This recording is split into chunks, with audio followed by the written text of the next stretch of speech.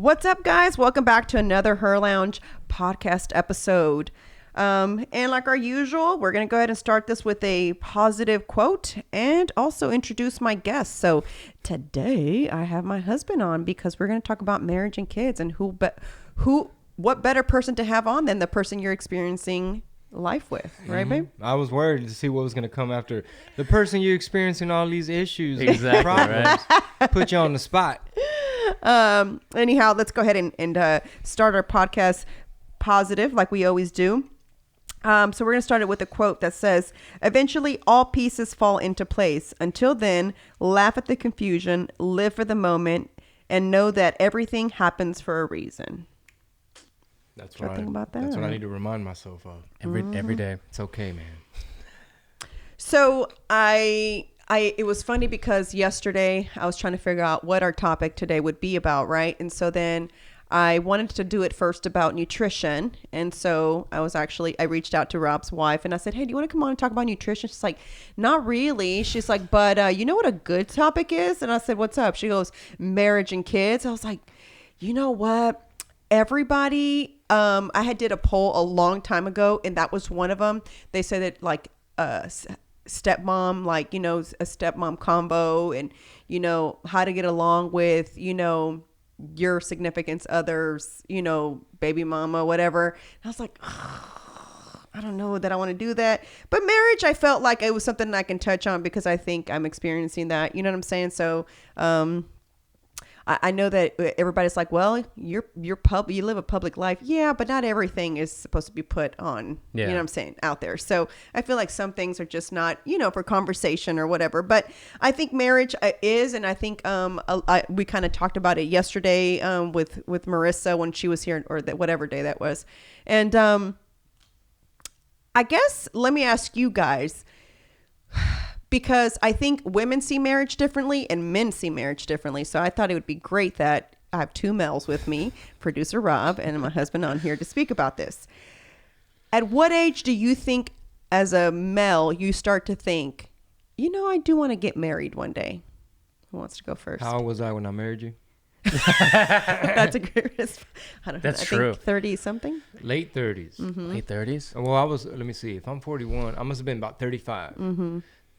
No, that's not when we got married. That's when we got together. Yeah. Well, I was 34 when we got together. So I must have been 36. Yeah. Damn. Oh. Mm-hmm. But yeah, I mean, sometimes when you just kind of get to a point where you realize, all right, I need something like real. I need just some stability, some substance, not just, you know, I mean, I was I guess a single dad, if you will. Mm-hmm. So I'm having you know, it's like, okay, it's my day with my kid, or, you know, I have my kid for a few days. I need to find a CC's or a Chuck E. Cheese, I need a playground and some pizza. Mm-hmm. So I went from that to, you know, Mariswole being like, hey, let's kind of look at what days you do have her, and let's schedule it, and why is this like that, and let's do her room like this, and planning since day one. Yeah, for, you know, it's like, oh.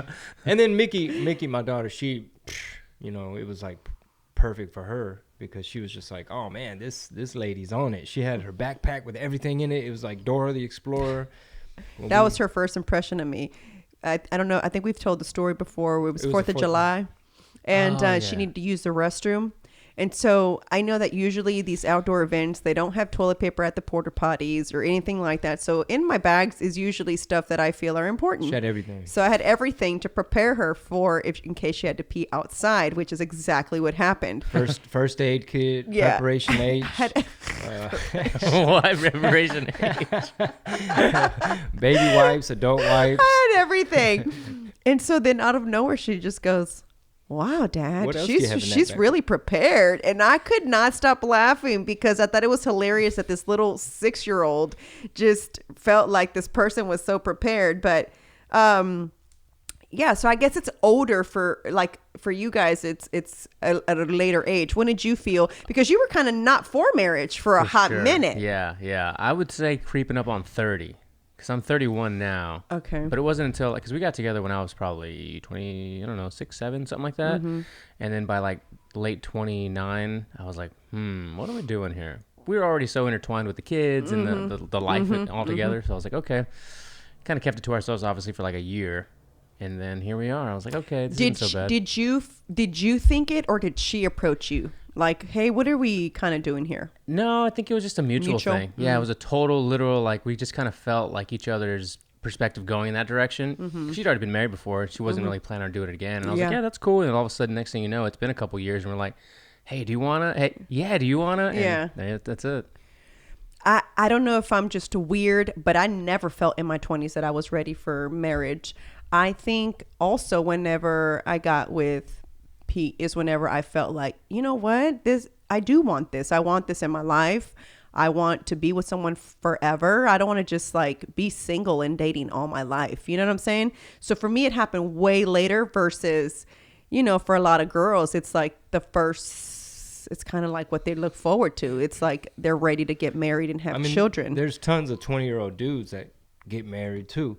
It's just a matter of, I guess the question is, if you're in your 20s and you get married, are you mature enough, or do you have the I guess the mind or the skills or the wherewithal to know I'm fucking up, you know, there's something about this. Is it the communication? Do I need to speak up about this, that, and the third?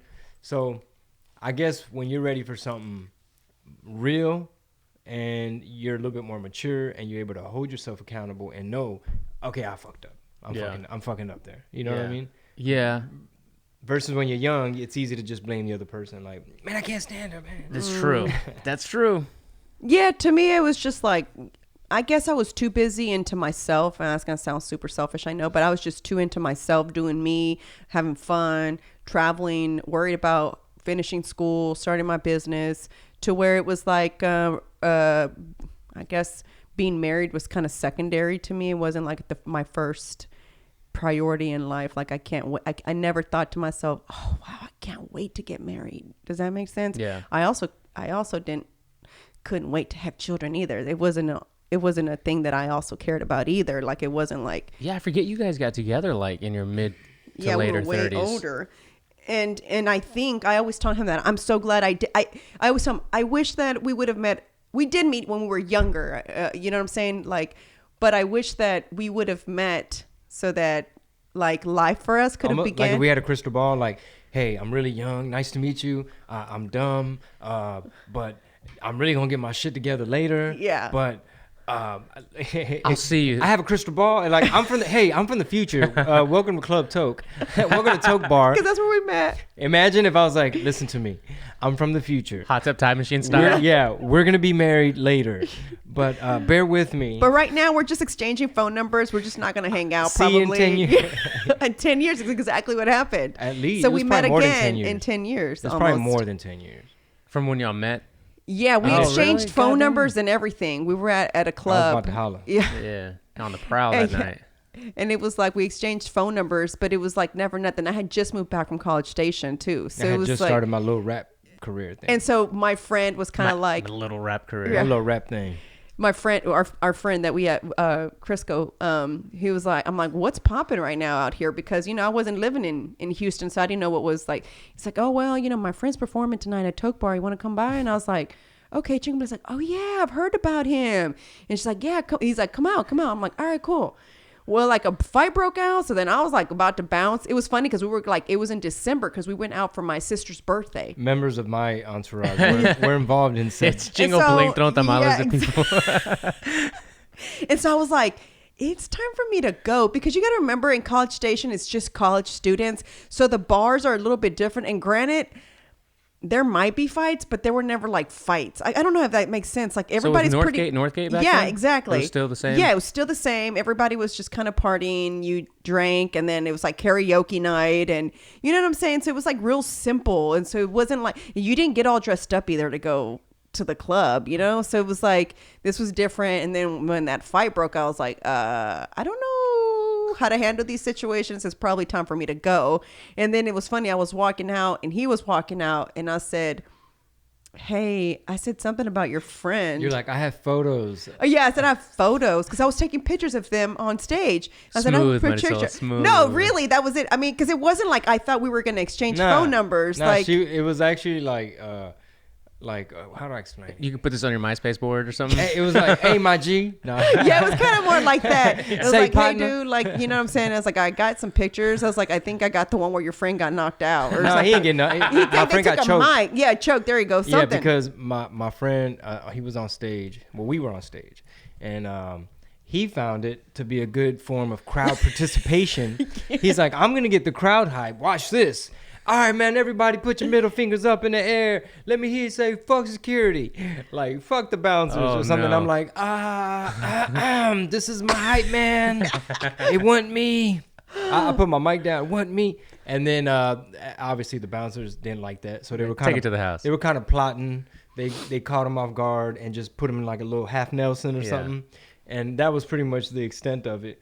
But he was upset outside. He was like, ha ha, bitch, that's why I got y'all's mic. And he like slams the mic on the ground. I was like, no, we just invested in our own mics. Yeah, I was like, that's my mic. I'm starting to bring some of my own stuff because I was trying to work around some of the pitfalls of performing in nightclubs. They're not really concert venues. Right. Anyway. Yeah. So that's kind of how we had a conversation. It was honestly not even intentional. Like, so what happens though when you say, "Hey, my G, I got you some pics"? Like, I was just like, "Yeah, man." Yeah, what did I say? Yeah. It was just like, "Oh I'm gonna need that." Yeah. That's what's up. I'm gonna need that, and then I'm like, "All right." I was like, "Well, I'll get them to Crisco once I develop them," because remember, there was an instant. You had to actually develop them. I know exactly. I said, "All right." I said, "Well, I'll give them to Crisco," and then he was like, "Hey, but wait, can I have your phone number?" And I was like.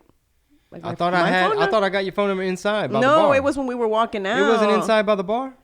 That's how was it before? Maybe it was before. Oh. You see, memories are a strange thing. Yes, they are. We're going to talk about it on my podcast right after this. I love it. Scientists have found a way to swap memories of snails.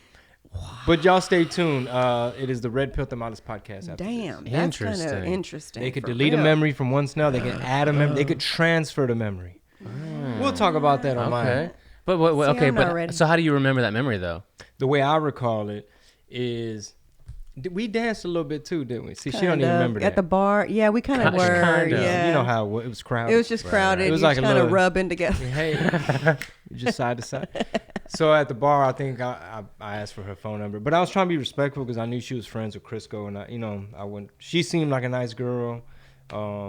And that's exactly what he said later on. He was like, "You just seem too nice. Like you just weren't like." Little did you know. Yeah, I guess I didn't seem ratchet enough for him. Is what I think I wasn't. Well, she was like, she carried herself with respect. You was like, damn, this one got self-respect.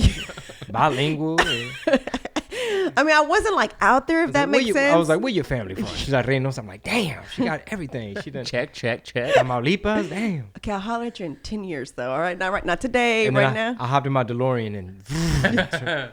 It was funny. So, yeah. So I guess for me, it was a little bit different. I remember, not to bring up old shit, babe, but I remember whenever like I ended my last relationship, my mom's whole thing was, "You're dating somebody with a kid. You have way more to offer." Dude, same. He's a rapper. He's like, she was like, you know. He's working on a mixtape right now. No, she was like, he's using air quotes on he's got a bunch of groupies, you know, you're going to have to be like always worried about him. And I was like, everything she was saying, he was total opposite of, if that makes sense. You're like, he's a nerd. He wants to read on Friday night. He has anxiety. Exactly. Oh my God. He's socially awkward. No, Mom. I was like, he's kind of an introvert. Actually, exactly what I said. Actually, he's an introvert. I said, he's always teaching me something new. I was like, it's kind of annoying. And kind of weird. We don't go anywhere. We kind of go to like. He just likes to hang out with me. Yeah, we just hang out, go to coffee shops, we watch movies. I was like, it's very like not what you think. I know, but you've never been married, you've never had children, and you're just gonna go give this, you know, someone who's never done those things, who deserves that, y'all. Now you're gonna have to start live. You have to deal with the baby's mom, and you know it's gonna be a headache for you. And I was just like, okay, Mom, I just want you to know right now. I am 34 years old. It probably is going to be rare to find someone who hasn't already been married in their 30s. Like usually by your 30s, you're kind of like, you've either been in a long-term relationship or you've already been divorced, right? A few times. Or you've already had kids because you've been out of a relationship. So the fact that I didn't have kids and I'd never been married was pretty rare for a female. I remember I kind of like met someone one time and they're like, so you don't have kids? I said, no. You've never been married? No. Okay, so what's wrong with you? It was like, well, bitch, what's wrong with you? Like, why I got to be the problem? You know what I'm saying?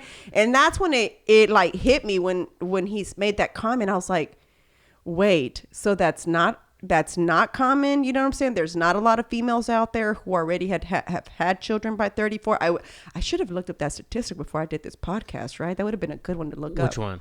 Like how many women are married and have children by the age of 34. That's a good one, because I was researching this not too long ago, just like the trajectory of women like now, how it's like getting more and more career focused first. Everybody wants to focus on their career, and then they're having kids in their late 30s versus their mid to late 20s, how it has been for decades. But it was like an astronomical number, like 65% of women are having kids later into their 30s, early 40s, because they want to have an established career. And it goes back to that they don't want to rely on the man if anything happens. Well, that was my mom's whole thing before, you know what I'm saying? She was always like, you've got to finish school. She said, and that's fine if your man wants to take care of you, but should he bounce? You have a backup plan. So, you know what I'm saying? It's okay. So it was kind of like, that's always what she instilled. But I think for everybody, their journey is a little bit different. And I think everybody kind of knows and feels it in their heart. Almost like how we knew, babe, when we started kind of dating, we knew it was like, okay, well, this is not going to be a little, you know, short term, hit it and quit it. We'll see you later. Damn. You know what I'm saying? You just gonna hit me and quit me? The last thing the world needs is Mariswole on Bumble or Tinder. Just swipe. I was like, I remember when my sister first showed me the app, I was like, so what do you do on there? I said, it's like Facebook? Like what do you do? You request a friend? Like, it was so weird to me. Like, I honestly, whenever I like ended my relationship, I had no idea where I was going to meet my next person. I thought it was going to definitely have to be either like at the gym, at a Zumba event. I didn't know where, because I didn't do any activities to where I partied anymore. So to me, it was like a church. I mean, I didn't really know like where it was. Like, seriously, it was like, I don't know. I feel like it was meant to be, because my girlfriend who, you know, called me, she was adamant that I needed to meet him. She's like, he is your soulmate. I know what I'm telling you. I'm like, not today, Yaneth. Not today. I don't want to meet nobody. I met that fool already. He was rude. His crew likes to get into fights. Yeah. I was like, I'm not doing this. You know, I don't want to meet him. She's like, man, I just really wish you would give it a try. And she kind of set us up to go meet up at the Buffalo Wings place. Remember that? And that's kind of how we kind of like, you know, started chit chatting. I was honest with him. I was like, I just got out of a relationship. You know what I'm saying? So I was like, I don't really know where I'm kind of going. I was kind of like feeling good that I was back to my old self. I was like, you know what I'm saying? I was like back to me, to my old self, to where it was like, I wasn't like all doubting myself and, you know what I'm saying? And having second thoughts about, should I take on this new career or whatever, you know what I'm saying? So it was like, kind of like trying to focus on me. I want to do bodybuilding. And he was like, oh, what? That's dope. You should. I was like, did you just say I should? Are you supportive? I was like, wait, did you just say you support that? Okay. Well, I'm, you know, whatever. It's like, Dad, that's what's so. Yeah, you should. I was like, oh, wait, this is very supportive. I've never had this much support before. You're going to cook my meals? I was like, what? You're going to meal prep for me? It's going to be very difficult when I prep was like, for this. I'll wash your Tupperware. It's like, this is going to be very difficult because I can't eat or go anywhere to eat like you can. It's like, that's all right. I'll eat the same food you do. What? I'll do whatever it takes. I was like, okay, this is going to work. He just goes into the mama character because he didn't know what it was. Like, no prepara pierde. El que no come no crece. But I was looking up things. You know, I always like to do my little research before we discuss anything. And I looked up things that a lot of marriages always struggle with in their marriage. And number one is finance. It's the number one like struggle in most marriages. That was the reason my parents divorced. Yeah. Was a financial issue. You know what I'm saying? It got between them and it was kind of like, it was a fight, an ongoing fight type of thing. And so then it was like, they bounced after 26 years. That's a really long time. You know what I'm saying? To let something like that ruin it. And it's weird because for me, in the back of my head, I was always like, whenever I marry, I'm not going to allow that to be my issue. We've got to work through it. There's got to be worse things to get divorced over than financial issues. Sure. You know what I'm saying? Although, again, we don't know in marriages, like the stress that it causes. Some people are not able to handle it better than the other. You know what I'm saying? So I don't know if that's what it is for them, but it actually says here that money has no power over the commitment to your relationship, which I feel like is very true. Money should not, right? Mm-hmm. Don't you kind of feel that way? Wait, say it again. Money should not have power over your relationship. Mm-hmm. Meaning, don't let that be the downfall. Yeah, of like the struggle, or you know what I'm saying. If one loses their job and the other one still has it, it shouldn't be like, well, damn, you know, all the responsibilities on me now, or vice versa. You know what I'm saying? Like it shouldn't be like, well, now all the responsibilities on the other partner. You know what I'm saying? It should be like, all right, well, this is what we're gonna have to, like, you need, basically it's saying make a plan. You know, if there's financial struggle happening, you guys need to kind of sit down and talk about where the struggle is and how you guys can work through it together so that it stops becoming stressful for you and him, or her and him. You Especially now, like during a pandemic, if you're getting together with somebody, or you've already, like, we're on rocky roads or whatever, this is really gonna test your relationship. Yeah. Not to mention the financial philosophy, if you will, or like, what's the word I'm looking for? Like, are both people in a relationship, do they treat money, is their relationship with money the same? Are they like fiscally conservative? Or do they like to save? Do they invest? Do they just spend on dumb shit? Do they shop a lot? You know, shit, I know I do my fair, I don't really be shopping as much because I just accumulate too much stuff. But I think that's a big thing.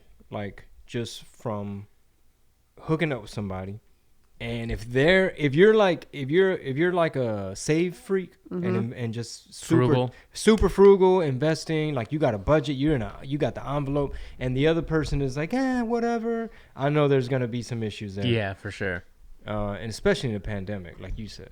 Yeah, because I think a lot of couples right now, either one person has a job or the other one doesn't, or both don't. You know what I'm saying? It's like that. You're kind of there right now.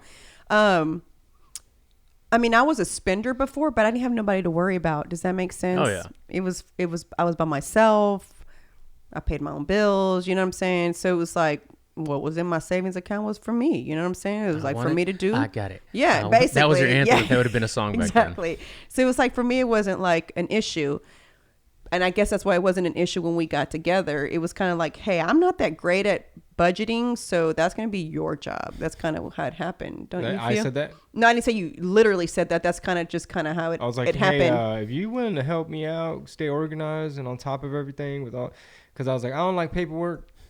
Yeah, you did say that. Yeah. I was like, man, I got to send little mental reminders and stuff for everything. I was like, if you could back me up, that'd be great. That's very common in dudes. Let's be honest. Like, I don't want to keep up with all this. But isn't it most of the time the female that handles the financial, or is it the male? The females. The female? I would say, especially in the Latin culture. I say these days more so. But I think, I don't know, that's a tough one. Latin culture. Yeah. I assume that a lot of old school, what is it? Machista? Yeah, machismo. So the dude doing it, machismo, is machista. Mm-hmm. So old school machismo cats, right, are probably like, no, yo controlo el dinero. Like they like keeping their woman, you know, the patriarchy. What is it? Subservient? Yeah, basically the Western patriarchy. And it's like, the less you know, the better. I don't want you to know how to drive a car. I need you to make my sandwich. Zero education. Yeah. It's almost like, so you can never escape. That's kind of true, yeah. That's very true. It's like the Jenny Rivera series. My God. Is it good? I am so hooked. You have no idea. Like, he fell asleep last night, and I just like, okay, I'm just going to watch one more. All right, I'm just going to watch one more. It became 12 o'clock. And I'm like, 12 episodes? No, it was like 12 o'clock. And I was like, turn it off, girl. Meanwhile, I'm sipping my nighttime, what was it? It's like magnesium. It's like a little nighttime tea type of thing.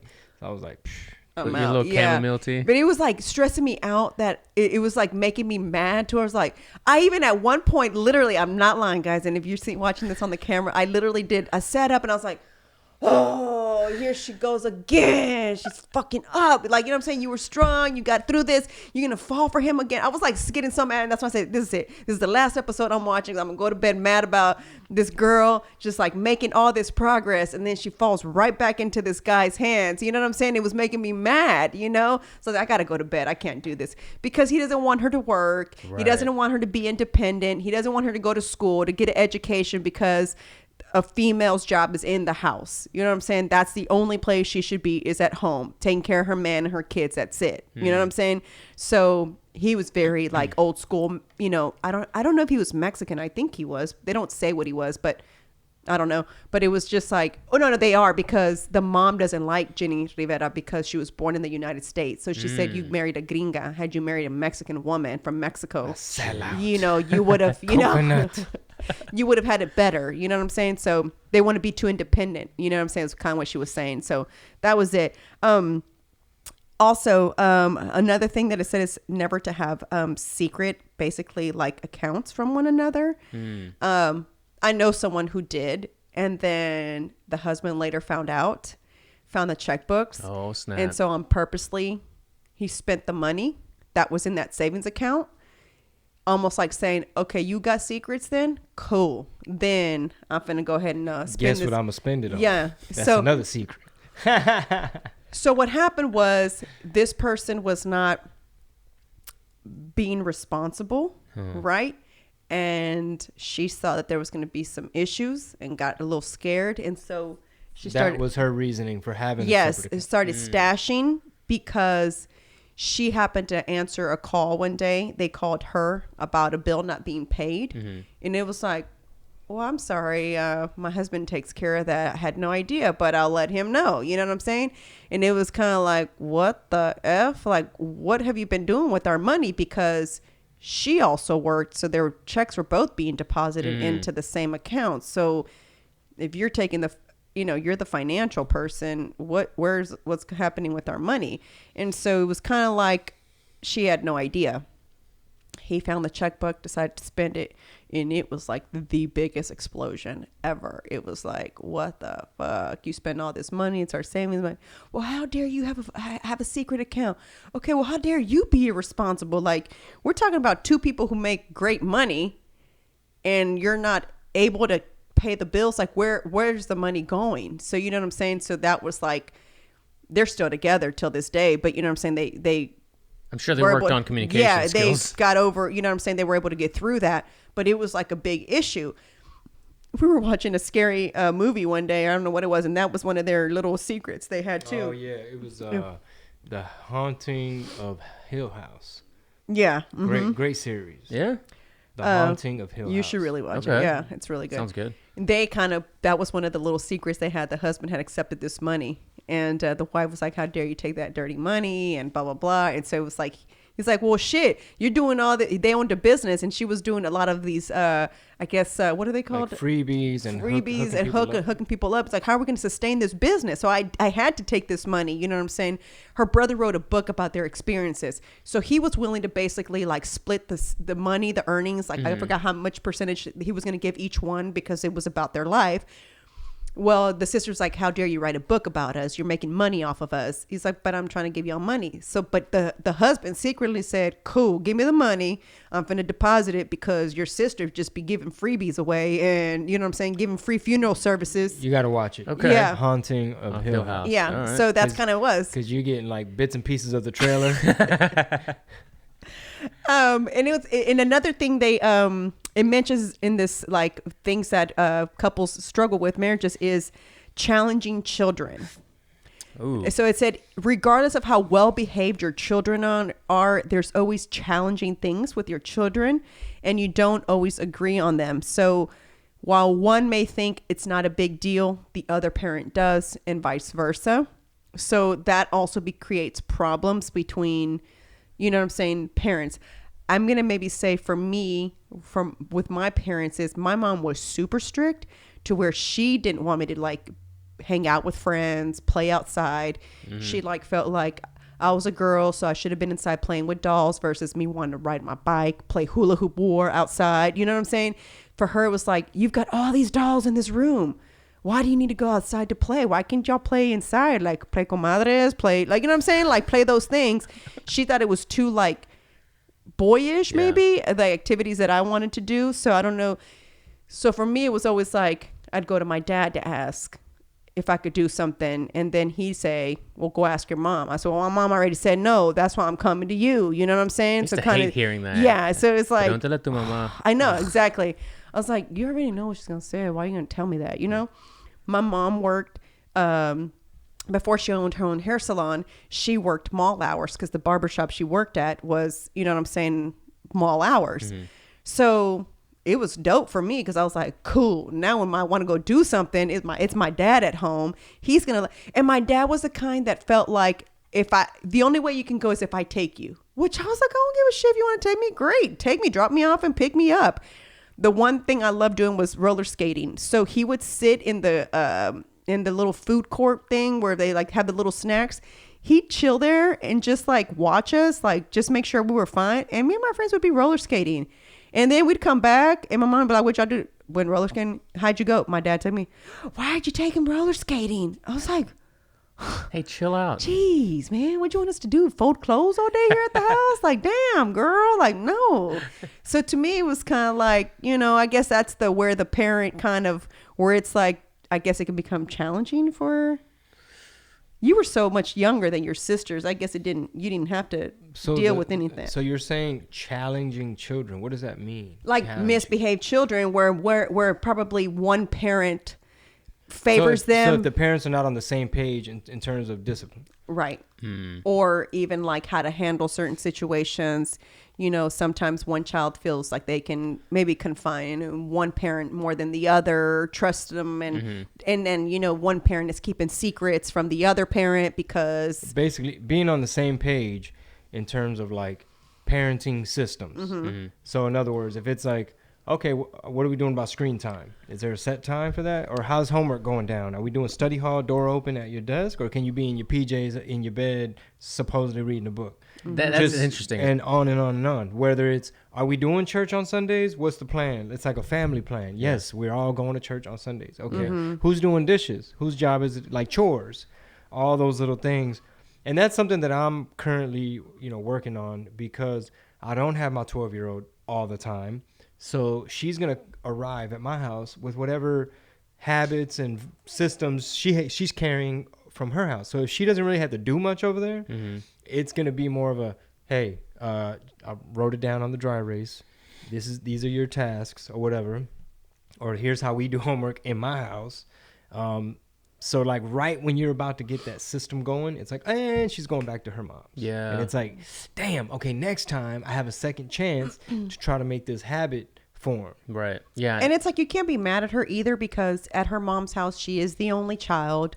So, you know, most only children are spoiled. So they're not going to probably have to do a lot because they're the only child, you know, and her mom probably works, not trying to, you know what I'm saying? Sure. I don't live there, so I don't know, but I'm assuming she works a lot. So she feels like, damn, well, why am I going to make her do that if, you know, I'm working all day and I'm not going to get to see her. So I don't know. My parents were super strict. So for me, it's like, I want her to be disciplined at our house because what's going to happen is as Penny gets older, she's going to see that Mickey is not required to do the same things that she has to do. And what I don't want to happen is for there to be like, well, how come Mickey doesn't have to do it and I do? Does that make sense? And now we have to explain like, well, her mom has different rules. We have different rules here. You know what I'm saying? So it goes into all that. And that's what I want to avoid. You know what I'm saying? Yeah, I think it's lucky that we have, you know, the twins are obviously the same age, you know, boy, girl. And I'll plug it. Well, we're going to talk about it tonight if Don would have been here. But we started the podcast we do, The Blondie and the Beard, just to revolve around parenting and kids because, you know, the co-parenting thing is so fascinating to me and it's so difficult to really hone in on. And I'm sure you guys can attest to that. So the kids are really smart as it is. So it's good. Like they're smart. They're nice. They're well-mannered. They go to a churchy type of school, all that jazz. But when it comes to the discipline there and the screen time there and the bedtime there and the scheduling there, totally different from here. Like we are, I would say we're the cool parents, cooler parents, but it's still that thing of if it's 2 weeks there and 1 week here, it's so hard to get everything back in line in those 7 days, and then they're gone for 14, and then back for 7 days. So I feel you. It's a never ending battle. I feel you. Everything you mentioned, bedtime, and it's just more. I feel you 1,000% because it's no longer. Oh, she knows that at 9. It's like, wait, what time is it? Is she still up? It's like, well, she ain't been here for a week. Yeah. So, hey, dude, what's up? What time is it? What's going on? Oh, I'm just finishing my why is homework taking so long? You on the phone? What's going on? You know what I mean? Yeah. It's like, oh, we got to tighten up. And now I have to wait till I have her again. Yep. And the screen time, too, I'm a fan. I mean, let me ask you guys, like, how are y'all with tech in general? You want to go first or me? Because you got a little one and a big one. So Penny does not care for iPad. Like, she only likes to get on it. She'd rather watch her YouTube videos on the TV versus her tablet. Her tablet, she literally likes to play her learning games. So it's really like she gets on the Spanish app. She gets on this other little one called Toddler Games. And it's like matching shapes and numbers and counting. That's her jam. But the only thing she watches on the kids' YouTube channel, which is hilarious. Remember, babe, I showed you? Is it the makeup? Is the makeup. It's funny. She'll sit there and I'll be like, ¿Qué estás viendo? And she'll be like, Meca? Because she says Meca. That's it. She goes, Meca? And I was like, oh. And she loves watching it. She'll watch the little girls do makeup there, but she won't watch it on the TV screen. So it's weird. So her iPad is her little makeup. That's funny. Yeah, it's like her makeup. Like, it's only for that. And I don't know if it's because she can, like, maybe see it closer to where it's like, okay, I see what she's doing. Okay. Then she'll come ask me for makeup if she can borrow some makeup. And then she's sitting in the mirror, like, almost trying to mimic what these little girls are doing. And they're doing, like, Ariel makeup, like Halloween makeup. Yeah. That's what she's doing. So for her, it's like she's sitting there kind of watching it. She's like, okay. And she'll come ask me if she can borrow some makeup. So, because she wants to do what the video was doing. I guess that's why I'm not strict about it, because she doesn't show really much interest for it. So what? I do bring it though with me sometimes. I'll forget most of the time just because we're not used to really bringing the iPad. Like, if we go out to dinner, I don't bring the iPad. Really? I think it'll turn into a lifesaver soon. Really? Yeah. The digital pacifier. Yeah, for sure. Yeah, I don't do it. She's 2, right? She's 2. And I kind of want her just to kind of be in tune with us. And I want her to understand this is dinner time. So I feel like since she's 2, if I can start it right now to start that routine where she knows that dinner time, no phones or nothing at the table, then I feel like it's not going to be hard to take away when she's older. Sometimes she'll sit at the table with Luisa and she'll be watching the little girls do makeup while she's eating. And then the other videos are playing on the big screen TV. So I don't really know what the deal is with that. But, she really enjoys playing. Yeah. So she really enjoys playing. So maybe that's why. Well, I need to watch my screen time. Yeah. Because, we're kind of hypocrites in a way, right? Because we're on the phone all day.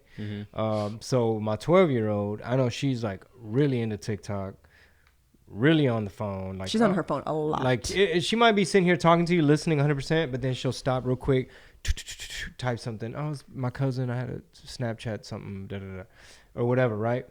But like I said, it goes back to what I just said, which is I'm trying to figure out the systems. Like, for example, me staying out the comment section. Yeah. As an adult, that's a system that I'm going to have to put in place for me. And I can't be a hypocrite and be like, yeah, phones are evil. But it's like I'm on it all the damn time. So, yeah, I'm going to just try again when I get my 12-year-old back. Yeah. Start over. I proposed this to Dawn recently. I was like, maybe here in this year, like when we have them for like summer, like the long stints of time, having the kids, like not wiring them necessarily, but kind of giving them a choice because they love consuming, like, what's the toy kid, Ryan? Yeah. Like one of them loves watching Ryan videos and the other one likes playing video games, and they both kind of like playing games, which I like. I like that because as we get older, they get older, they're not going to have less tech. They're going to have more tech in their life, right?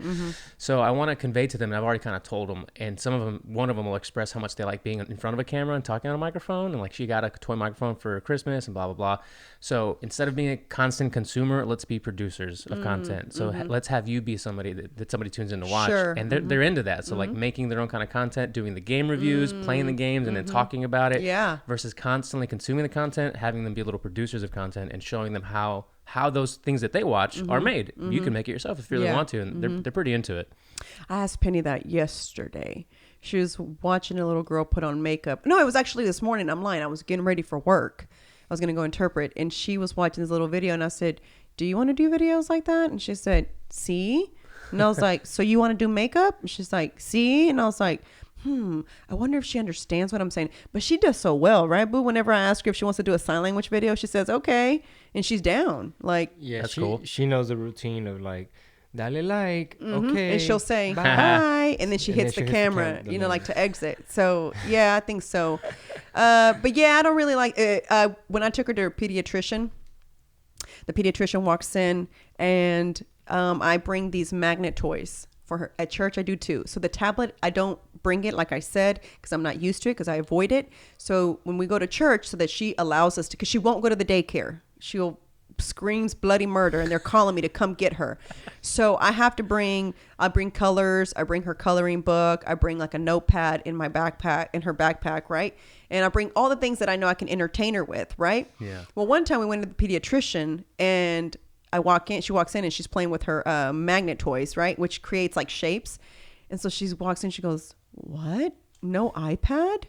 No gadget? I said, I really try to avoid the gadgets. I'm like, I really want her to be kind of like more hands-on. She's like, this is wonderful. She's like, I have not walked into a room where there's not a parent just sitting there on their phone and the child is on their gadget. You know what I'm saying too? It's like they have their own iPad. She's like, she just said there's nothing wrong with it when it's like educational. She's like, but she goes, when you do decide to just allow her to kind of really be on it, you should really monitor it, limit the amount of time. And I was like, okay, Penny she'll do it on her own. She walks away from it. It's like it's not interesting for her. So you want to play a little screen time game of what's your average on your, do you guys want to go to your settings? So go to your settings and then just click on the screen time button in the middle section.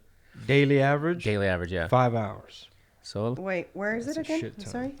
Where do you go back? Settings, screen time. 5 hours. Settings. Where's settings, y'all? General. The regular settings icon. I just went into it, but I don't see screen time. Míralo. I'm inside. What is it? Mine's 7 hours. Yeah. And it's actually 21% from last week. But do you want to know why? It's up or down? Up. Okay. Because this whole week, what have I been doing? Researching. Yeah. Chingo, yours up or down from last week? How do you look at that?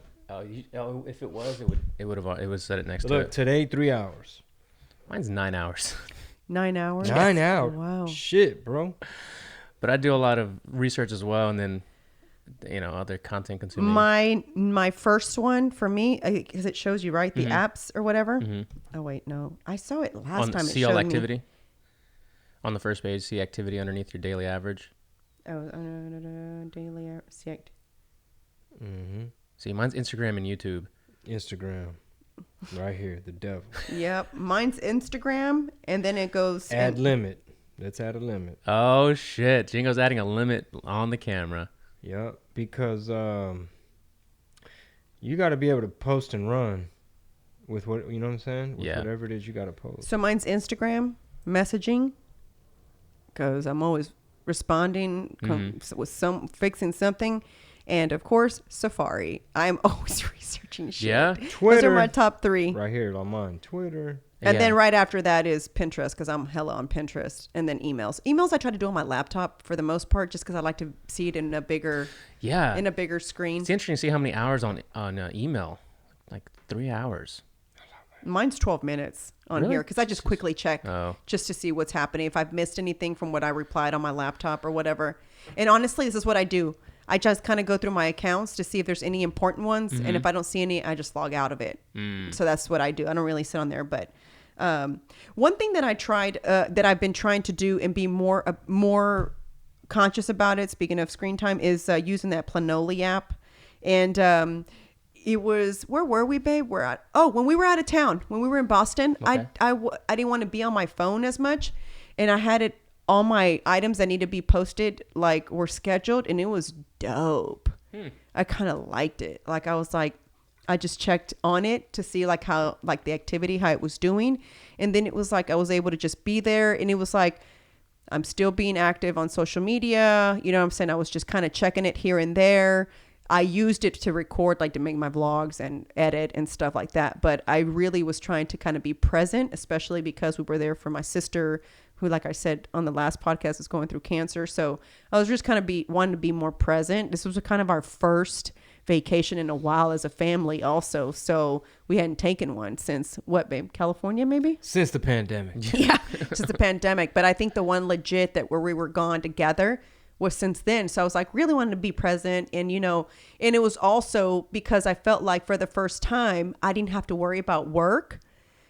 So it was like, I get one-on-one, like with Penny, like legit, just not distracted, not answering emails, not telling her to hold on because somebody called asking about this or asking about that. You know what I'm saying? It was kind of like, oh, this is dope. Like it's going to be me and her. You know what I'm saying? Like I like it, you know?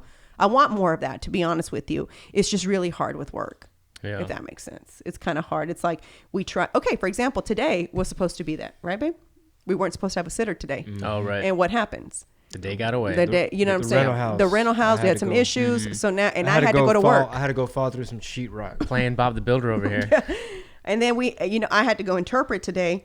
So the plan was he would go, I had a doctor's appointment first. So I was going to go to the doctor's appointment. Then I was going to meet them at the play place where we take Penny to. So I didn't have to interpret until 2:00. And then by the time I finished, he was going to podcast. And then I was going to take care of Penny. Then when it was time for me to podcast, he was going to take care of Penny. Does that make sense? That was the plan. That was the plan. Because we said we didn't want no sitter, you know, for today because we wanted to spend time with her. Mm-hmm. And then shit happens. So, another thing that it talks about on here, it says that a lot of times there's struggles in relationships because of immaturity, and I'm gonna combine immaturity and unfaithfulness together because I think that sometimes those can go hand in hand because that's another issue in marriages is being unfaithful. Because I think when you're unfaithful, there's a lot of things that are involved. You're probably unhappy. One, your partner's no longer fulfilling you, so you're looking for attention or you know, you're looking for that feeling that you're not getting at home somewhere else. And I also feel like that's part of immaturity because you're not speaking to your partner about what's lacking in y'all's relationship. On the flip side, somebody might say, well, I do talk to my partner and tell them what's lacking, but they still don't listen. So yeah, what do you do then? When I heard you say immaturity, immediately I thought like, does that like being super sarcastic count? You know, damn. Like earlier today, I know Dawn's not feeling well, but she said something, and we're gonna talk about it tonight too because we're super we communicate well, but it sometimes gets to the point where like you know I know she's not feeling well, and I said, look, she's like I said something, and she goes, you said it rude or something like that. She was in her feels because I understand she didn't feel well, and like I was like, look, I'm not trying to be mean, I'm not trying to be rude. We're not 18. You can't tell me. It's the way you said it. I was like, hey, we're not in high school. Please understand I'm not trying to be mean. Be cool. I was like, remember our motto for the year is be cool. Yeah. We got some pho and then she felt better. And I was like, we cool? All right, we're cool. Yeah. God. Just Pho's here. Everybody good? Yeah, for real. It says great relationships are supposed to mature over time. So it says actually, if you still relate to one another the same way you did when you first married, then it's past time for marriage to grow up. What do you think about that? That if you still get along the way you did if you still relate to one another the way you did when you first married, then it's past time for the marriage to grow up. Oh, that's vague. Yeah, it's a little so because it's saying get involved in couples that group at your faith community. Love one another out loud, invest in marriage as if your life depends on it, because it does. I do feel you have to invest in your marriage. I really do. I do. I forgot who had this lady on, but they talked about relationships, and we said it on the podcast with Marissa, was that you have to treat your marriage like a business. Like you have to do like a quarterly evaluation about how you guys are with each other. You know what I'm saying? Like, hey, you know what I'm saying? You probably need a write-up right now because, you know what I'm saying, this ain't working out. You know what I'm saying? Like, so you need to fix it. I'm going to give you, what do they give you at work? You have 90 days probation, and then we'll review this 90-day thing, and you know what I'm saying, we'll see where you're at in 90 days. You know, I thought like a school write-up, and then you'd be like, and I'm the principal, and I'm gonna take care of you. You're gonna be censored and banned. Corporal punishment. God, you know what I'm saying? But then it says unfaithfulness is probably one of the ones that ruins a lot of marriages. Yeah. I'm really weird about infidelity. Like, I don't really know that if you can fix that after it happens in a marriage. I know a lot of relationships are able to overcome it and, get past it, right? Because I've known people. But I don't know. I think I'd be that bitch. I'd be like, oh, yeah, you remember when you did that shit? Yeah, I still remember. Why bring up bullshit? Yeah. Yeah, I'd be that person. I'm not going to lie. I know my personality, and I'd try everything within me to not try to throw it in their face, because probably that person is trying hard to not be the same, or, they're trying to show that they've changed or whatever. But I'd still have that like anger. It's like the saying, what you have this beautiful vase sitting on a mantle. If it falls and shatters and you glue it together, it still has the cracks, and it's no longer this beautiful, expensive vase sitting on the mantle. Unlike the Japanese, though, right? Is it the Japanese where they? Somebody says that's craft. We saw that. Where they take pride in sealing it back together because it gives it character. Puts a little bit of gold on it. Yeah. Where did we see that, baby? It was something on like Discovery. It's Asian something. Or if one of the parties just orders a new one on Amazon, the other one doesn't know the difference. Yeah, it's a brand new vase. You know what I'm saying? None the wiser. But I just think that once that little part of your relationship just kind of has that hiccup, it's hard to like. Do y'all know any swingers or people in open relationships? Yes. Isn't that weird? Yes. Yes, we do know. They're no longer together. It didn't work out. Yeah, but she made it sound like yes, still currently. No, well, both the people that I know are no longer married because of it. It didn't work. It starts out as something that they both want to try and think that it's okay, that it's going to work for them because they're both like, yeah, this would be fun for our marriage. But then it turns out to where it's like one partner is doing it behind the other partner's back, and it's no longer you know what I'm saying? It's like it's no longer about them. It's more of a. Did you know what how to let other people know that you're a swinger? Do you know what the universal sign is? In case you're ever wondering. And I just learned this, thought it was stupid, but it's funny. If you see somebody in a grocery store that's walking around with just a pineapple in their cart, that lets you know that they're a swinger and they're open to invitations. What? Yeah. So if you're bored just a pineapple. Yeah, if you're listening right now, or maybe when you guys later get bored, look up the secrets of pineapples in the swingers world. I thought that was hilarious. I told Dawn, I'm just gonna go to HEB, put a fucking pineapple in the cart and just see what happens. Wow. Does it usually have to be a couple walking around with the cart and the pineapple, or just like a dude? It could just be anybody, right? Because they might invite you, like, hey, my wife and I are having a get together later. You might want to come. Maybe if you're married. Bring the pineapple. Yeah, bring. Babe, do you remember when we were first dating, the girl that I used to work with who reached out to me? Remember? Oh my God. Did she have a pineapple in her cart? No, I don't know if what she happened? did. Remember, I showed you the text message. So this girl reaches out to me through Facebook. We were cool at work. Like, we were cool. Like, I worked out. So we would kind of talk, and I didn't think nothing of it. You know what I'm saying? She was like married, had kids. Always had pineapples. Yeah. I like where this is going. I'm curious where this is going. And so then I was like, oh, okay, what's up? Cool. I mean, I quit working there. I no longer work there anymore. So then one day I just get this message. It's like, hey, can I get your phone number? I was like, yeah, what's up? Yeah, I haven't talked to this girl in a minute. Sure. And then I get this long message. She's like, my husband and I want to try a threesome. And I thought, who could I try this with that, I vibe with? Because she's really weird about females. She can't stand them. She always had like that face. That like, RBF? Yeah. Mm-hmm. And so she was like, what female could I bring in that is sexy? And just starts like saying all these things. I was like starting to get like, it's all via text. Yes. And I sent you the screenshot, babe. Man, that was a long time. I don't remember. I started to feel like, gosh, should I cover myself? I'm starting to feel like a little she watching weird. Me right now? And so she goes on, and at the end it's like, and sorry if this weirds you out. No worries if you're not down. I'm like, yeah, not down. So what'd you reply? I just said, oh, thanks for thinking of me. I mean, what do you say to that? I don't know. What if she was like, if you're not interested, it's cool. And it's like heart, pineapple, pineapple question mark, pineapple heart question mark. I just wrote back pineapple, and I said, eggplant, pineapple, eggplant, peach. I was really just more like, I'm flattered that you thought of me. I was like, but I'm sorry. I was like, that's not my thing. I don't do that. And it was like, no worries. I'm sorry if I offended you. I said, not at all. I was like, I hope that you find the person. What if she copy pasted that to like 20 people just to see? He would bite on it. Oh, that's funny. Yeah, right? Like, oh, 3 out of 15 ain't bad. But isn't that weird to ask someone? Like, I don't, even if you know them, it's just weird to me to ask someone to. You'd have to know them really well. Yeah, I think for her it was the fact that we didn't know each other that well that was better, because it was like from her text I gathered it was like we both bounce and that's it, and I was just like, yeah, I don't. Sorry. So I remember, and I sent him the text message, just like I sent him a screenshot. I was like, is this not the weirdest shit? I just thought it was weird. Like, and then she replies, yeah, but what'd you tell her? Yeah. What time's the barbecue? I was like, should I bring the pineapple? Real pineapple. Oh my God.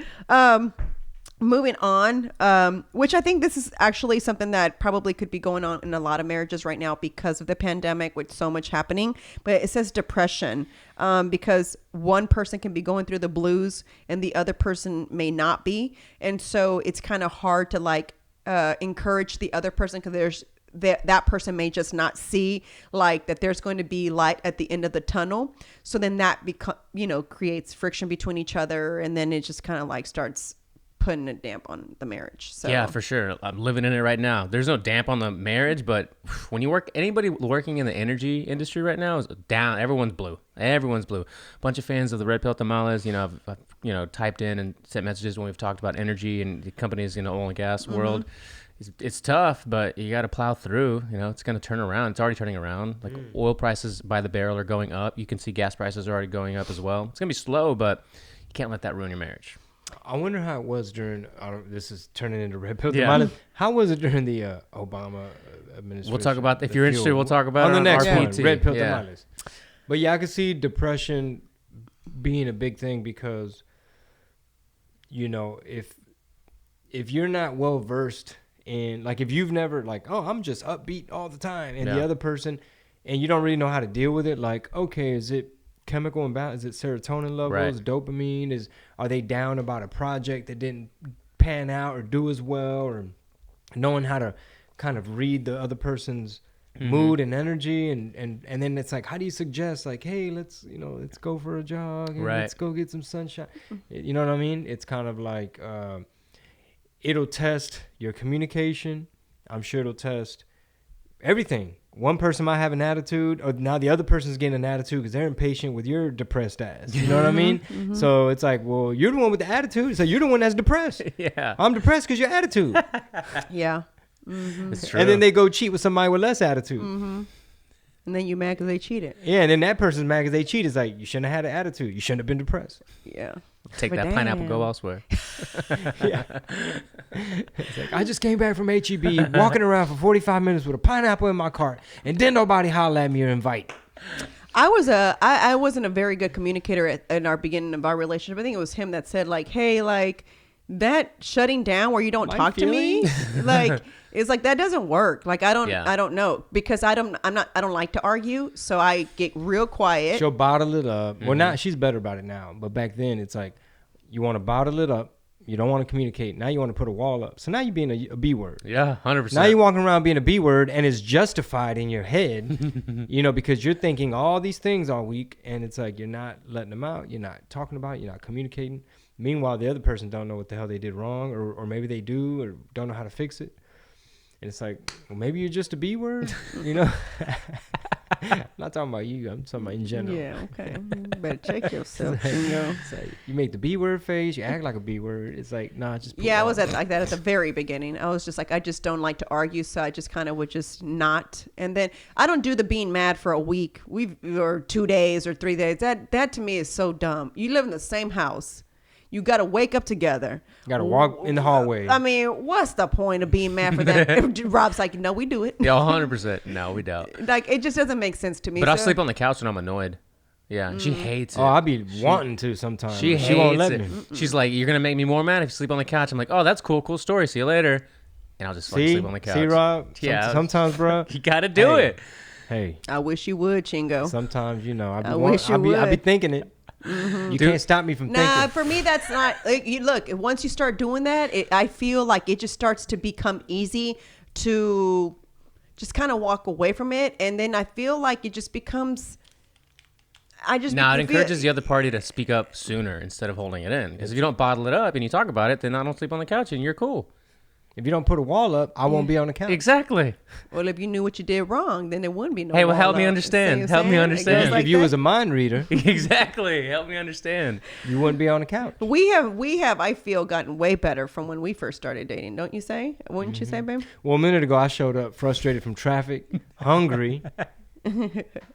And then I pull up and we had to move cars and stuff. Well, that's what I said. I said, babe, don't park outside. He's like, I know. As soon as I walk in, you ain't parking the street, did you? Well, hello to you too. I'm just trying to eat real quick. Because you know how they tow our cars here. I hate that shit, man. And our passes aren't here yet. So it's like I'm stressed about it. And I roll the window down and he's like, I'm already fired up for this podcast, Robert. Yeah, and I'm trying to move cars. It's like, why is Joseph having to print orders? Why you ain't print them for him? I'm like, Joseph knows how to print. He knows how to print. It's his responsibility. So damn funny. And then Joseph walks out the restroom. Hey, man. I'm like, sorry, Joe. now I'm trying to move a car. I'm like, Joe, you know how to work the printer, right? Yeah, bro. You got it? You good? What was it, Wi-Fi? Yeah, I got it. It was on the wrong Wi-Fi. Okay. All right. What's up, Rob? You ready? Can I make my tacos now? Can I finish eating? Hungry. I just fell through an attic roof. I fell through some soggy sheetrock. I got a rusted nail. I got a tetanus shot now in my elbow. I'm in traffic. If it makes listeners feel better, the next morning Dawn wakes up and I put my glasses, like I try to put it under the couch, when I fall asleep on the couch, and I guess it was still kind of out and she stepped on them and broke them. She was like, see, that wouldn't have happened if you had come to bed. I was like, mother B word. Can you not see at all without your glasses, Rob? Blind as all hell, yeah. Oh, wow. Far stuff and near stuff. Yeah. Everything. And if I have them off for more than like 5 minutes, I had a headache. Have you thought about getting the surgery? I've talked about it, but my astigmatism's so bad that they're like, it's not going to work. I only had it on one eye. Now I have it on both eyes. So when I drive at night, and this is just pure laziness, just because I forget to put my glasses at night, I'm like this. I'm doing this. Yeah, it looks like everything's wet, or for me, it's like it looks like a bunch of rays. Like, that's what I mean. Like when you have smudgies on your glasses or something like that. Yeah. So sometimes if like we're traveling and it's nighttime, I'll be like, I'll be like this. Like I literally will be doing this. I'm like, damn, I can't see. I was like, can you check if I brought my glasses? I'm all mad. I'm like, because I can't see it. And the lights are like kind of there. I'm just like doing one eye like this. And it's like, damn, I forgot this eye has it too. So now I'm like doing this one. She goes like, I just got off stage. Give me a minute. It's awful. To decompress. All right. I know you guys had to do a podcast. So we'll finish up with two of these things. And I think that, that's, I don't know how many of my listeners are empty nesters yet.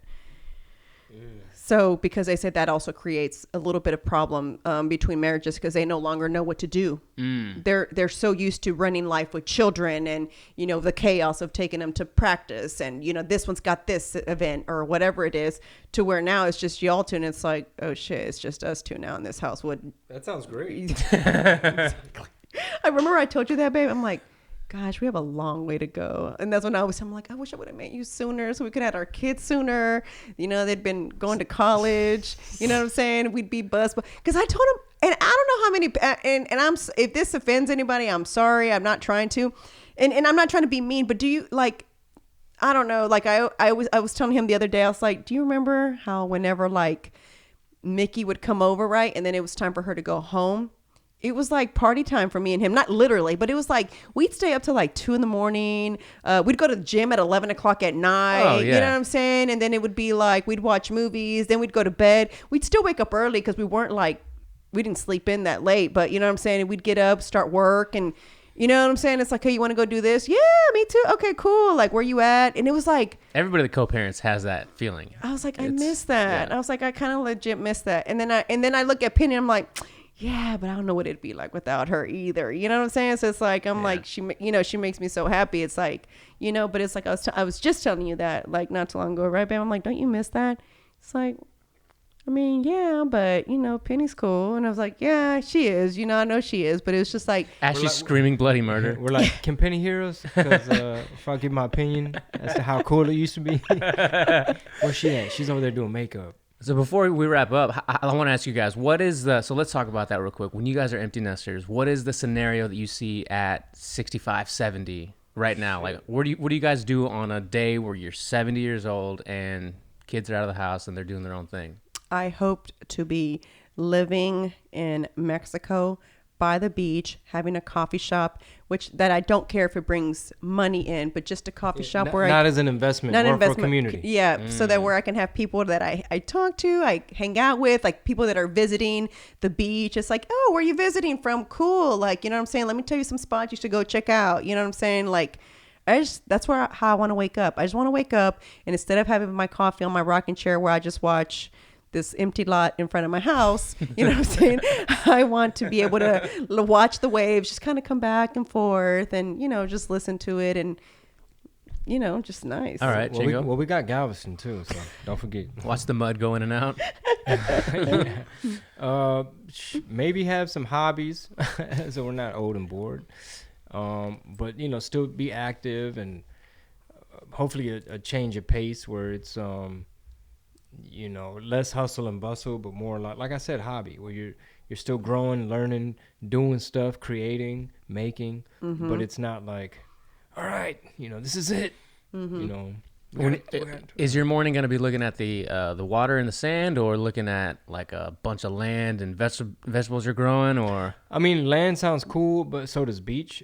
So I'm gonna just go wherever Mariswole goes, or both. You know what I'm saying? Like where you go back and forth. You know what I'm saying? Like my grandparents, it was when my grandfather was still living, it was kind of cool because they do 6 months in Reynosa, then they do 6 months here, then 6 months in Reynosa, and then 6 months here. And it was like that was their little like vacation, and they liked it because they got to hang out with their homies and my grandfather's brothers and sisters out there, and you know what I'm saying, they do whatever they were going to do, and then they'd come back home and, you know, hang out with all of us. They'd get enough of us, I think, and then be like, I'm peace out, I'm leaving.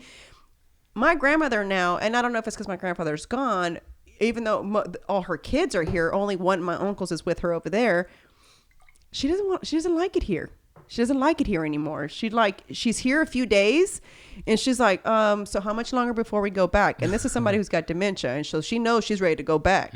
So it's like, she's like, so I should ask Wedo, like, how many more days do we have here? And he'll say, we just got here yesterday. It's like, we're not leaving till Saturday. It's like, Saturday? So for her, it's because, you know, people come visit her. There's always activity, like, you know what I'm saying? So I think that's maybe what she likes. It's like, you know, she always has a comadre come visit, or, you know what I'm saying? Just, it's a different way of life, I guess. Culture. Yeah, for sure. And just to finish off, guys, it says that disinterest a lot of times is another reason that, you know, marriages fail, and it's because you forget to date, and then you don't compliment your other, you know, your partner, and so then they look for it from other people or somewhere else, and you know, you don't devote just like time for that person, for your partner, you know what I'm saying? So then that creates like, does podcasting count?